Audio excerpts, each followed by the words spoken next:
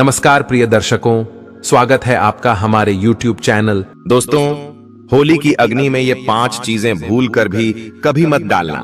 इससे उल्टा पैर गरीबी आ सकती है, घर में कंगाली आ सकती है। दोस्तों, होली के दिन इस तरह पूजा कभी ना करें। दोस्तों, पंचांग के अनुसार इस साल फाल्गुन मास की पूर्णिमा तिथि 13 मार्च को सुबह 9:54 पर शुरू होगी। यह 14 मार्च को दोपहर 12 दर्शकों, हम कहानी शुरू करें और आप इस वीडियो में खो जाएं। इससे पहले अगर आप हमारे चैनल पर पहली बार आए हैं तो हमारे YouTube चैनल को सब्सक्राइब करें। प्रिय दर्शकों, अगर आप भी भगवान श्री कृष्ण को सच्चे दिल से मानते हो तो कमेंट में सच्ची श्रद्धा से जय श्री कृष्ण जरूर लिखें। दोस्तों, दोपहर 12:29 पर समाप्त होगी। ऐसे में होलिका दहन 13 मार्च को किया जाएगा। दोस्तों, इस बार ज्योतिष शास्त्र के अनुसार करीब 100 साल बाद होली पर चंद्र ग्रहण का संयोग बना है। 14 मार्च को चंद्र ग्रहण सुबह 10:23 से शुरू होगा, जो दोस्तों दोपहर 3:02 तक रहेगा। इस दिन सूर्य राहु मीन राशि में, शुक्र मंगल और शनि कुंभ राशि में विराजमान होंगे। ग्रह नक्षत्रों की शुभ स्थिति, कई राशियां लाभान्वित होंगी। दोस्तों, हिंदू धर्म परंपरा में होली का त्योहार बुराई पर अच्छाई की जीत का प्रतीक माना गया है। होली का महापर्व खुशियों और रंगों से भी जुड़ा होता है। होली की रात को दैवीय शक्तियों की रात मानी जाती है। इस दिन आसुरी शक्तियों का नाश होता है और दैवीय शक्तियों का उद्गम होता है। इससे दरिद्रता का नाश करने का, जीवन में चल रही परेशानियों को मिटाने का, दुख तकलीफ सभी प्रकार के कष्टों से छुटकारा पाने का सबसे अच्छा दिन माना जाता है। दोस्तों, शास्त्रों में नक्षत्र विद्या में होली की रात को सिद्धि की रात कहा गया है। इस दिन नकारात्मक और सकारात्मक ऊर्जा दोनों ही बहुत सक्रिय रहती है। इसीलिए लोग सदियों से इस दिन सिद्धियां हासिल करने के उपाय करते आए हैं कि होली की रात में जो साधना क्रिया की जाती है वह बहुत ही कारगर और फलदायी सिद्ध होती है, जो कि 100% सिद्ध हो ही जाती है। इस दिन आप किसी भी देवता की साधना को सिद्ध कर सकते हैं। दोस्तों, आज के इस वीडियो में हम आपको बताएंगे होली पर किए जाने वाले कुछ ऐसे प्रभावशाली उपाय जिनसे आप आने वाले नए हिंदू वर्ष में खुशियां ही खुशियां पाओगी। आप अपना दुख, दर्द तथा कष्टों को मिटा सकते हैं, लेकिन क्या आप जानते हैं होली पर ये 5 चीजें कभी नहीं चढ़ाना चाहिए। इससे उल्टा आप बर्बाद हो सकते हैं। वीडियो को अंत तक जरूर देखना। दोस्तों, वीडियो को आगे शुरू करें उससे पहले माता लक्ष्मी जी के सच्चे भक्त वीडियो को लाइक अवश्य कर दें और कमेंट बॉक्स में जय माता लक्ष्मी अवश्य लिख दें, जिससे कि माता लक्ष्मी जी का आशीर्वाद आपको सीधे प्राप्त हो सके। दोस्तों, शास्त्रों के अनुसार माना जाता है कि होलिका दहन पर होली की अग्नि में टूटा हुआ गन्ना नहीं अर्पित करना चाहिए, ना ही खराब गन्ना अर्पित करना चाहिए। इससे उल्टा आप पर होली मैया का श्राप लग सकता है। दोस्तों, टूटा हुआ गन्ना पूजा पाठ में इस्तेमाल नहीं किया जाता। इससे होली माता जाते जाते आपको श्राप दे सकती है। आपके घर में गरीबी का वास हो सकता है। शास्त्रों में माना जाता है कि जब होली का दहन होता है तब होली की अग्नि में पवित्र चीजों को ही डालना चाहिए। जब आप अग्नि में गन्ना डालें तो गन्ने के ऊपर हरे हरे पत्ते जरूर होना चाहिए, क्योंकि पूजा पाठ में अधूरी चीजें इस्तेमाल नहीं की जाती।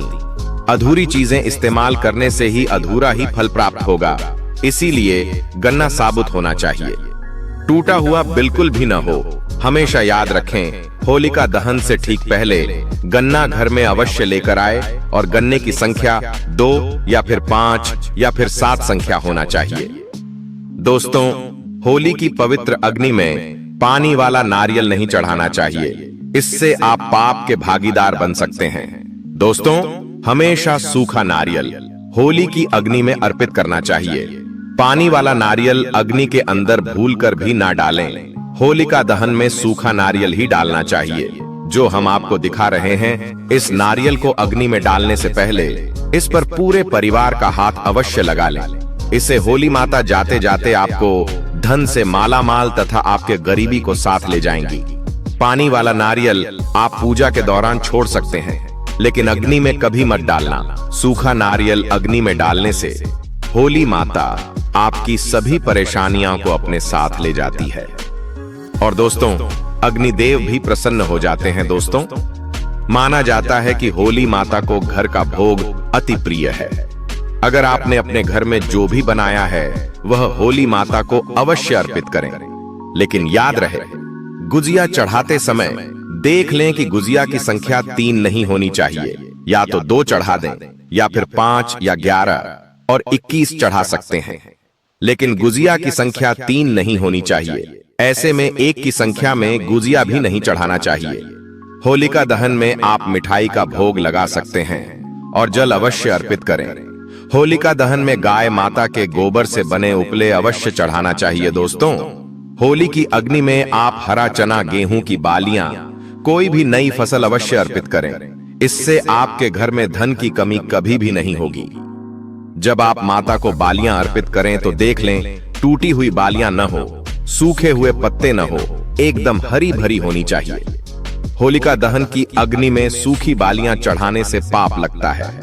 दोस्तों, शास्त्रों के अनुसार माना जाता है कि अगर आपको मासिक धर्म आ जाए तो ऐसे में आप होलिका दहन की पूजा किसी और से करवा सकते हैं।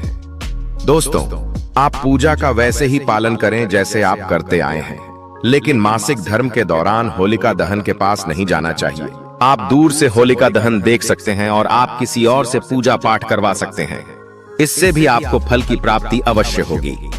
दोस्तों, होली की अग्नि में चावल के बने पापड़ तथा कच्चे चावल अवश्य अर्पित करने चाहिए। होलिका दहन में चावल अर्पित करने से धन की प्राप्ति होती है। इससे आपके घर में जितनी भी गरीबी होगी वो सब हमेशा हमेशा के लिए चली जाएगी। कच्चा पापड़ आदि होलिका दहन अवश्य अर्पित करना चाहिए। इसे होलिका दहन से पहले झूठा नहीं करना चाहिए। जो आपने कच्चा पापड़ आदि बनाए हैं वह होलिका दहन की अग्नि में अवश्य अर्पित करना चाहिए। इससे आपके घर में धन दौलत की कोई भी कमी नहीं होगी, रही होगी। दोस्तों, माना जाता है कि होलिका दहन से पहले होली की अग्नि में गुजिया बगैर अर्पित किए नहीं खाना चाहिए। जब आप माता को भोग लगा दें तभी ही इसका सेवन कर सकते हैं और सभी परिवारों में गुजिया एक दूसरे को अवश्य खिलाना चाहिए। इससे आपसी प्यार मजबूत होता है। माता को भोग लगाने से पहले गुजिया झूठी ना करें। जब आप पूजा वगैरह कर लें तब उसके बाद आप गुजिया खा सकते हैं। दोस्तों, हमेशा याद रखें कि माता को गुजिया का भोग लगाने के बाद कन्याओं को गुजिया अवश्य खिलाना चाहिए और दक्षिणा भी देना चाहिए।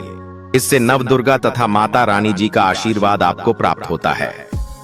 दोस्तों, इस दिन गाय माता को भोग अवश्य लगाना चाहिए। इस दिन आप गाय माता को गुजिया वगैरह अवश्य खिलाएं। गाय माता को मीठा भोग खिलाने से कई जन्मों जन्मों तक पीढ़ी दर पीढ़ी राज करती कि इससे सभी देवी देवताओं को भोग लग जाता है। इस दिन कुछ करें या न करें, गाय माता को गुजिया का भोग अवश्य लगा दें। इससे होली मैया का आशीर्वाद सदैव आप पर बना रहेगा। दोस्तों, चाहे कुछ भी हो जाए, होलिका दहन के बाद उसके अगले दिन होली की राख आपको घर में जरूर लेकर आना है और पूरे परिवार के मस्तक पर इसको लगाना है।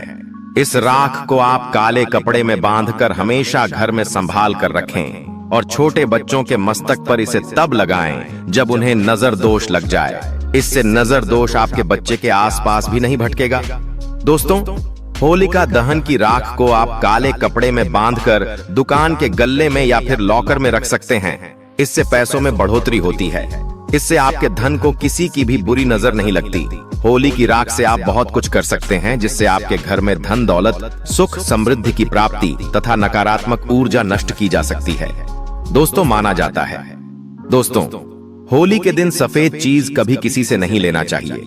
इस दिन टोने टोटके प्रभावशाली माने गए हैं। इस दिन सबसे ज्यादा टोने टोटके किए जाते हैं। सफेद चीज में आपके ऊपर कोई काला जादू कर सकता है।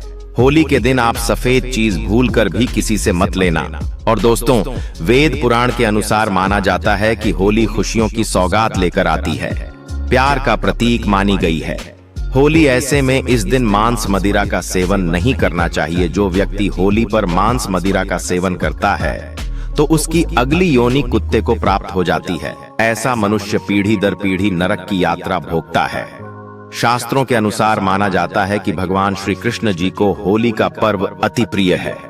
इसीलिए इस दिन कोई भी ऐसा कार्य नहीं करना चाहिए जिससे भगवान कृष्ण जी क्रोधित हो जाएंगे। होली पर गाली नहीं देना चाहिए, स्त्री का अपमान नहीं करना चाहिए, इस समय बिस्तर छोड़ देना चाहिए। होली के दिन ज्यादा सोना नहीं चाहिए। होली के दिन स्त्री संबंध से दूर रहें। पुराणों के अनुसार माना जाता है कि इस दिन होली अवश्य खेलना चाहिए। होली का रंग कई नकारात्मकता को अपने आप नष्ट कर देता है। इसीलिए जो मनुष्य सच्चे दिल से होली खेलता है उसके ऊपर होली मैया का आशीर्वाद सदैव बना रहता है।